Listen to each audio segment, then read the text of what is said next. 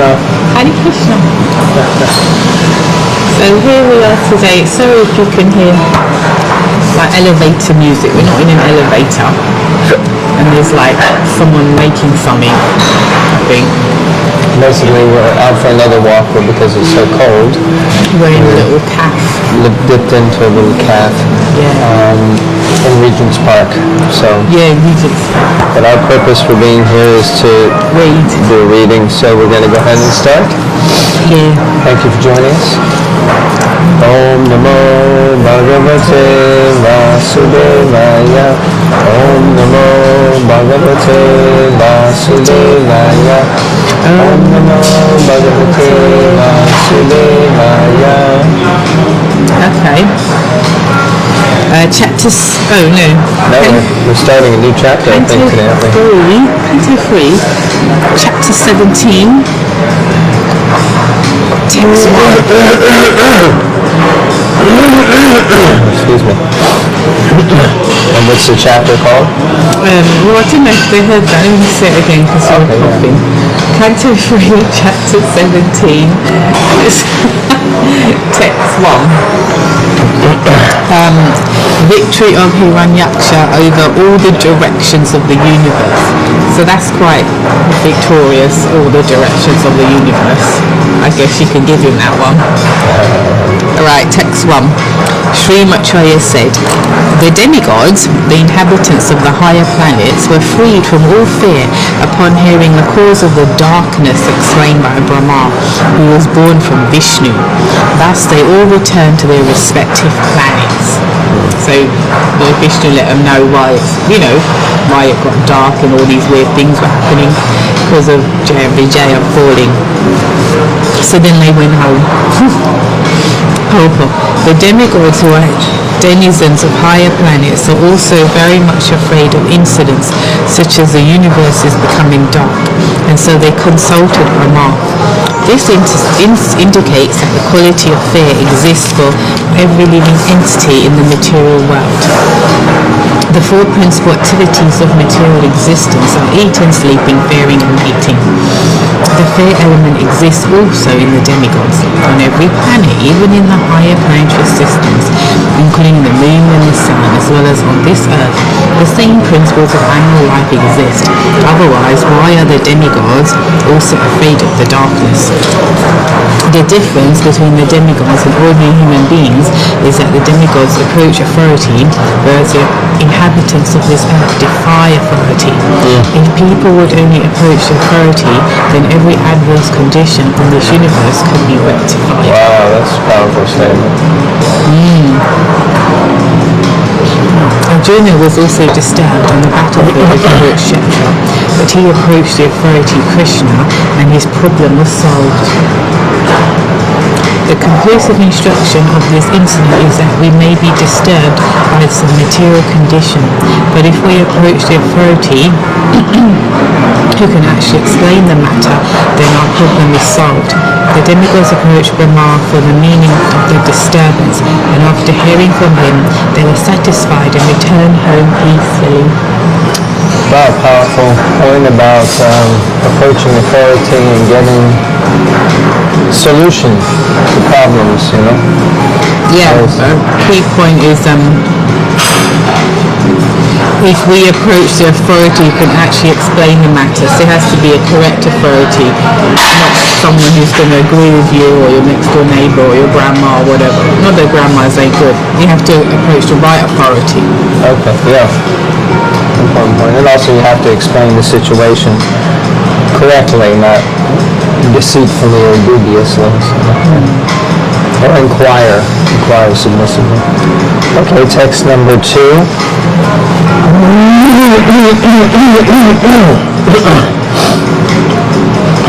Excuse me. Translation. The virtuous lady Diti had been very apprehensive of trouble to the gods from the children in her womb, and her husband predicted the same. She brought forth twin sons after a full 100 years of pregnancy. So there you go. Any ladies listening, tuning in? Pregnant for 100 years, okay? On the birth of the two demons, there were many natural disturbances, all very fearful and wonderful. And in the heavenly planets, the earthly planets, and in between them. So that was text 3. Text 4. There were earthquakes along the mountains on the earth, and it appeared that there was fire everywhere. Many inauspicious planets like Saturn appeared along with comets, meteors, thunderbolts. Purport. When natural disturbances occur on a planet, one should understand that a demon must have taken birth there. We were talking about that the other day. Interesting. Must be lots of demons taking birth on this planet. In the present age, the number of demoniac people is increasing. Therefore, natural disturbances are also increasing. There is no doubt about this, Srila Prabhupada says, as we can understand from the statements of the Bhagavatam. Okay, well, powerful. No, dear. There's always some noise, There's always some disturbance. But we're gonna soldier on, okay? Yeah, text 5.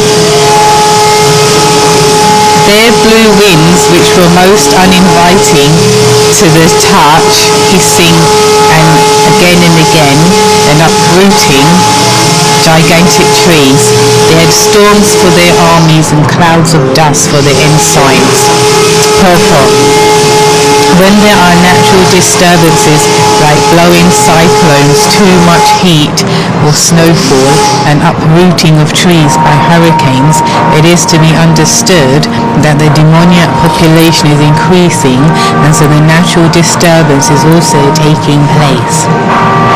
There are many countries on the globe, even at the present moment, where all these disturbances are current. This is true all over the world. There is insufficient sunshine, and there are always clouds in the sky, snowfall, and severe cold. These assure that such places are inhabited by demoniac people who are accustomed to all kinds of forbidden, sinful activity. Interesting. You know, I find these things like fascinating in the sense that there's always a reason, and it's not, things ain't happening out of chance or this, so Prabhupada here is saying natural disturbances or, the winds, the hurricanes, that correlates to demoniac people being born. There's this means this occur, this reaction is a reaction, like that. It's not just, that country is going through that, or there's a whole brain behind everything, there's a whole, it's not like just nothing, So I guess with the whole pandemic thing, that means what's. I do find it fascinating. What does it mean? I haven't heard, I don't want to say controversial way, I haven't heard anything said yet in classes or this where it's like this, but we can accept that, at least not to get political, but the Tory party's doing well out of it. Okay, well, we're not really going to go there. Next verse, text 6. The luminaries in the heavens were screened by masses of clouds, in which lightning sometimes flashed as though laughing. Darkness reigned everywhere, and nothing could be seen. Text 7. The ocean with its high waves wailed aloud as if striking with sorrow, and there was a commotion among the creatures inhabiting the ocean. The rivers and lakes were also agitated, and lotuses withered. Text 8. Misty halos appeared around the sun and the moon during solar and lunar eclipses again and again. Claps of thunder were heard even without clouds, and sounds like those of rattling chariots emerged from the mountain caves. 9. In the interior of the village, she-jackals yelled portentously, vomiting strong fires from their mouths. And jackals and owls also joined them with their cries. So I don't know if you've ever heard a jackal, but if you go to Mayapur, that's what you hear sometimes in the background, it's almost, it's really haunting noise. Text 10. Raising their necks, dogs cried here and there, now in the manner of singing, and now wailing. Dear. Text 11. O Vidura, the asses ran hither and thither in herds, striking the earth with their hard hooves, and wildly braying. Asses also feel very respectable as a race. And when they run in flocks hither and thither in so-called jollity, it is understood to be a bad sign for human society. Interesting. Text 12.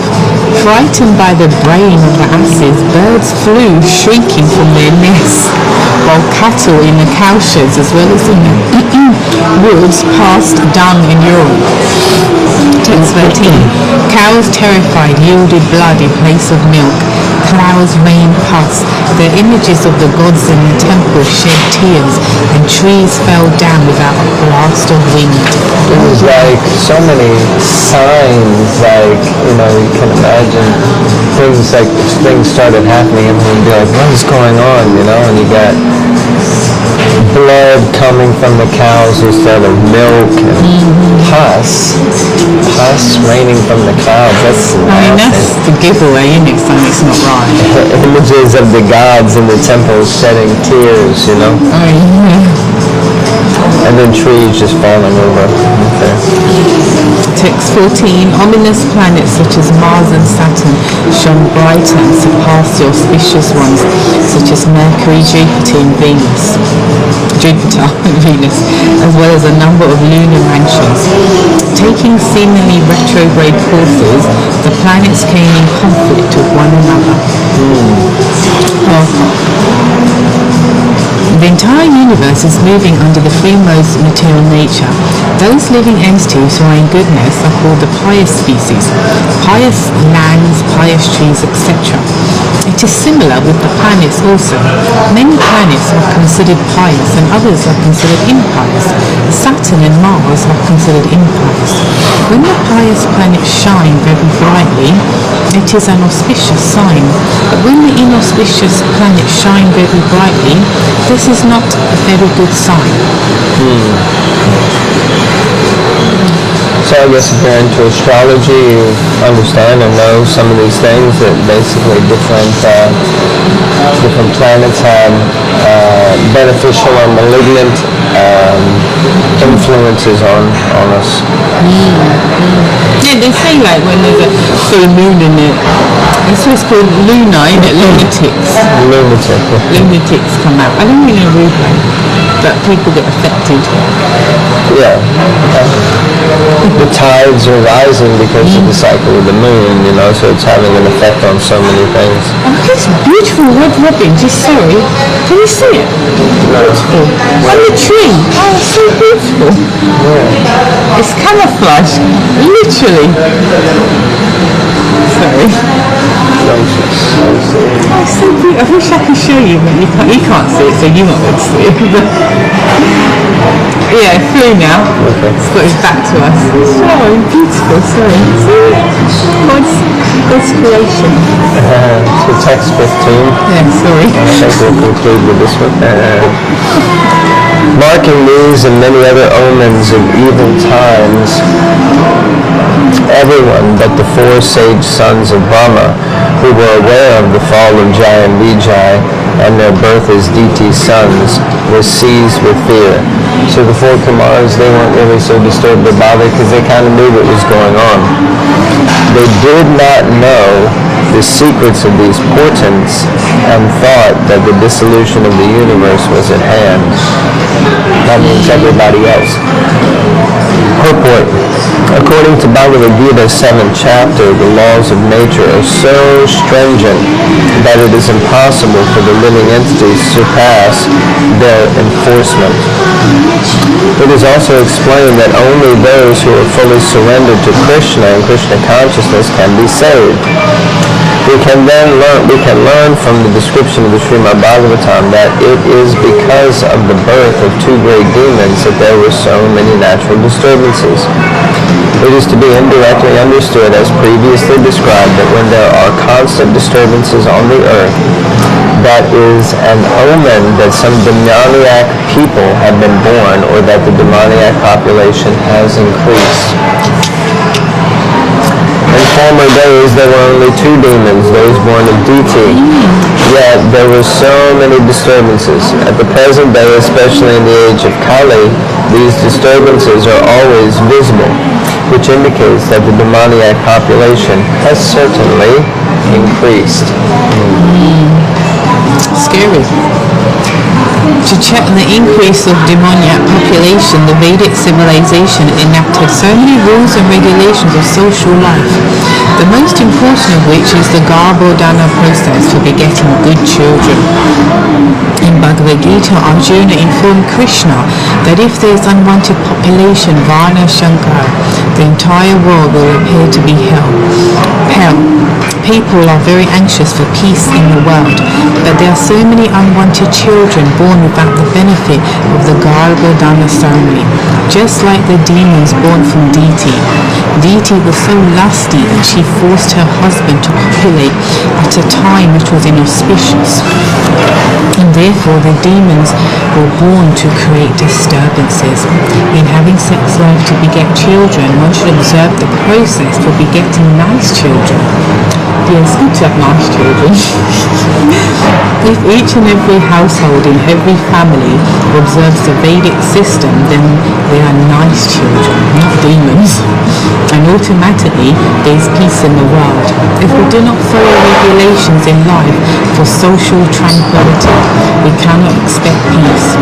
Rather, we will have to undergo the stringent reactions of natural laws. Interesting. Any final thoughts?